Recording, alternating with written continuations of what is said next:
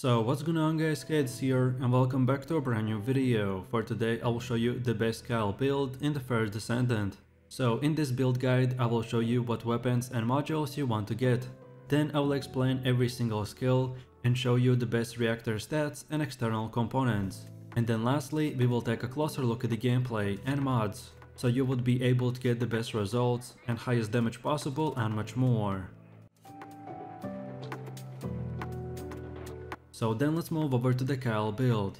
If you set up your character exactly how I will show you, then our build will be arguably the most durable, aka the best tank in the game, that is capable of easily shrugging off huge amount of enemy damage, that would easily one-shot other classes, and do damage to the enemies at the same time. We will use his magnetic force mechanic to power many of our abilities. Our gameplay loop will involve saving up the magnetic force to cause your skills to last longer and deal more damage. The amount of magnetic force Kyle can hold is scaled on his max shield stat, therefore it is strongly recommended to increase the max shield stats as much as possible to make him more durable and deadlier in combat. While he is very tanky, this does not mean that Kyle can't dish out damage either. His super conductivity thruster skill will allow him to fly and crash into the enemies, which creates a huge AoE that does insane damage. And as I said, if you keep saving magnetic force as much as possible with our high max shields, then this will make the skill do even more damage.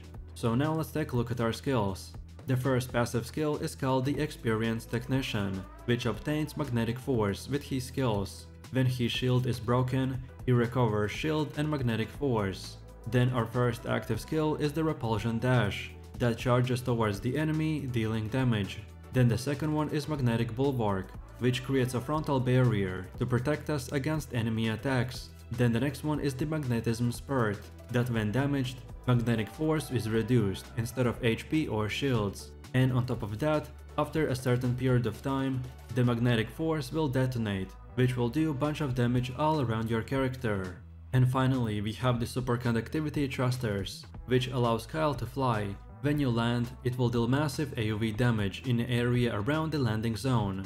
Then now let's take a look at our build modules. Your module capacity cost limits how many modules you can equip, and they can be upgraded as you level up your character. Different modules have different capacity costs, which generally depend on how powerful the module is. This is a balancing system to prevent players from only equipping the strongest modules and having a totally overpowered character. But it's important to know that when equipping modules, make sure that as many modules as possible are in a slot with a matching icon. This will give you a 50% discount on the module capacity cost. So here we have the best modules for your leveling build. You should be able to get this leveling setup by approximately level 25 to 30. This is a good base setup to have before preparing to farm the max level setup. So we want to get the increased shield that significantly increases the max shields. Then the Technician, that significantly increases your skill power. Then increased HP, which significantly increases your max HP. Then Defense Accelerant, that gives you a small boost to your skill duration and defense. Then Dual Claw, that changes your sub attack to a dual claw attack. This will also increase your max shield capacity. Please note that you can change this to a different sub attack module if you want to. The only important part is the increased module capacity. So I recommend to prioritize upgrading this module to increase your capacity even more. Then next up we have Nimble Fingers, that reduces your skill cooldowns. Then Increased Defense, that grants you a large boost to your defense. And finally the Regeneration Boost, which improves your HP recovery.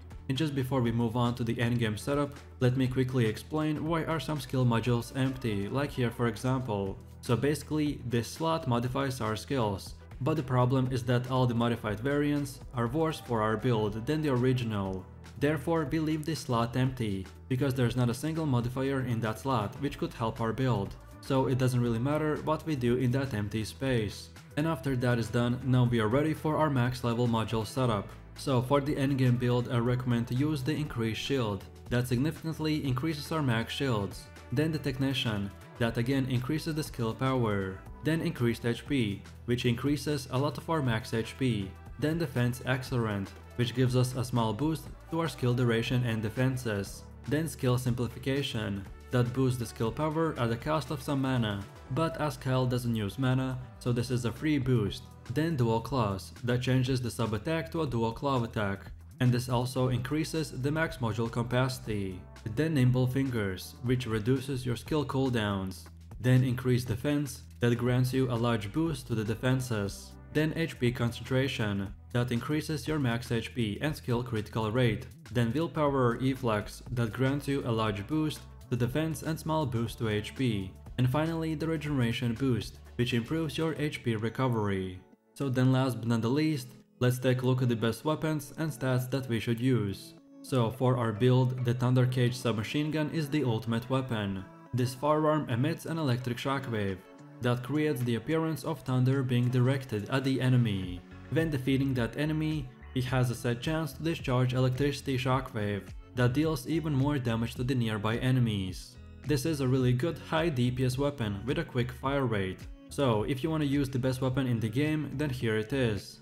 And then for our weapon mods, here are the best ones, like the Hawkeye, Reload Concentration, Rifling Reinforcement, Concentrate Support Ammo, Electric Conductor, Action and Reaction, Marksman, Weak Point Control, Weak Point Sight and Fire Rate Up. Then second of all, we want to use the Secret Garden, which is a tactical rifle. This weapon is a good choice for our Kyle build, because of the Pest Control debuff.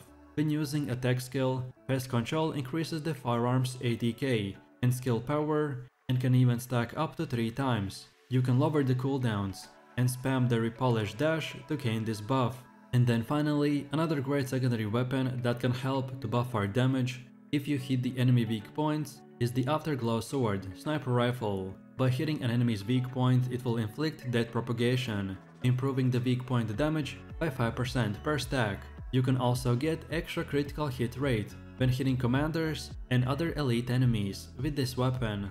Then next up, we need to quickly look into the best reactor stats. So your reactor is very important item that determines your skill damage and can also include extra modifiers that buff certain aspects of your build. The better your reactor is, the more damage your skills will deal to the enemies. I recommend prioritizing using a reactor with a high skill power and sub attack power. Secondary, look out for a reactor that buffs non-attribute and or tech skills, as most of the Kyle's damaging skills will fall into these categories. After that, look out for reactors with a boost to your skill critical hit damage, which will improve the amount of damage dealt when you land a critical hit. Also, you can look out for the optimization condition that you can easily fulfill. For example, we have a reactor that requires an equipped sniper rifle to meet the optimization condition. Meeting this condition increases the skill power of your reactor, so it's very important to meet this whenever possible. Our Kyle's attribute is non-attribute and his skills use the dimension and tech, which means that you want to pick a reactor with the materialized mechanics, which boost the non-attribute and tech type, or the materialized phase, which also boosts the non-attribute and dimension type. And finally, we have the external components. With your external components, you will be somewhat subject to RNG, at least until you've played the game for long enough, to find basically every single possible combination with a good stat roll. For this build, I generally recommend to get components with stats in max shields, max HP and defense. The max shield stat is especially important, since increasing this indirectly will buff his magnetic force mechanic and cause some of his skills to deal even more damage. So prioritize upgrading your max shields above all other stats. And that's about it. So with that said, I really do appreciate everyone for watching guys, and I hope you enjoyed it. If you have any questions or suggestions, then feel free to leave your comments in the comment section down below. And while you're doing that, please click like, subscribe and enable that notification bell, so this way you could support the channel and not miss any more amazing content.